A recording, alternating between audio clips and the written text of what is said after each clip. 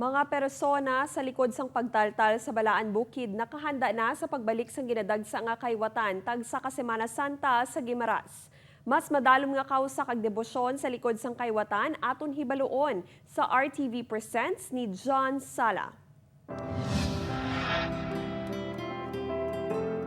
Paagi sa paglansang kag kamatayo ni Jesus sa krus, iya gintubos ang aton mga sala. Matuod nga wala na sang may makatupong pa sa iya nga pagpalangga. Paano kag ano nga sahi isang pagpamalandong ang dapat nga himuon sa mga tumuluo nga mapakita ang pagdumdum sa inagyan nga kasakit ni Jesucristo sa krus.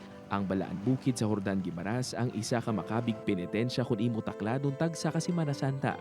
Magluwas sa mainit nga tagiti sang adlaw. Mabudlay man ang pagpanglakaton agud makadangat sa mataas nga bahin sa bukid sa di napahamtang ang dako nga krus. Pila ka adlaw antes ang Holy Week, madamo na ang nagapadulong agud nga magpamalandong. Happy na kami kaya nagbalik na sa normal ang tanan. Kag at least maka-go back kami sa aton nga usual nga hilikoton. 3 man ka tuig ang ginpaiway ang aktibidad sa Balaan Bukid bangod sa pandemya.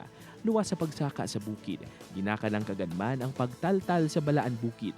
Halin 2013, si Filimon Subosa ang nagadala sang papel ni Jesucristo. Sa pumiro nga pangko sir, ng 2013, doon na banto. Do matyago sir, do kalingan ko, do ara siya lang, nagagubay sa ako. Si Manang Jenaline naman, excited na kay sa una nga kaygahinan. Siya ang magadala sang papel nga Birheng Maria. Pila man katuig nga Maria Magdalena ang iya karakter. Bisan kabudlay kay may obraman kami pero ara na sa ako tagay pasuon nga kinanglan padayunon ko nala. Hindi mahapos ang pagpreparar sang grupo nga may masobra 130 ka mga miyembro. Ilabi na nga ininang ika-48 katuig sang pagtaltal. Bisan anong kabudlayan gintinguan gid sang amon mga opisyalis diri sa Guimaras nga matigayon gihapon. Bangod na hibaluan na sang halos kadam-an ang istorya sang Passion of Christ. Challenge para sa direktor sang produksyon ang pagpangita sang pamaagi agud magpakita sang mas matahom nga presentasyon.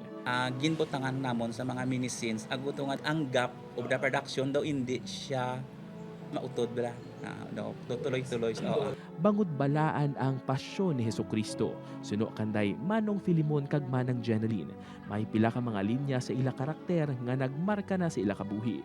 Ang sino man nagsisa sang tripuson, nakaibalo ang inyong intungtan nyo niyo magtamay sa pulayan sang Diyos. Kamo nga may mga salimpapaw nga pagpati. Kamo ang nagpatay sa akon anak. Kamo ang nagpatay sa akon anak. Kamo! Ang pagtaltal sa Balaan Bukid ang hindi lang isa ka religious event, kundi isa man ka tourist attraction sa probinsya sang Guimaras. Sa datos ng LGU, masobra 20,000 ka mga turista kag pumuluyo sang probinsya ang ginalauman nga magapadulong sa lugar agud nga magpamalandong. Ang pagsaka diri sa Balaan Bukid sa banwa sang Jordan Guimaras ang isa ka pamaagi sang mga deboto agud mapakita ang ila debosyon kag pagdumdum sa mga kasakit nga ginagyan ni Jesucristo. Apang ang aton kakapoy kag ang aton kasakit diri ang hindi matupungan ang kasakit nga ginagyan ni Jesucristo sa Kalbaryo. Upod kay Cirilo Renduque, John Sala. 1 Western Visayas.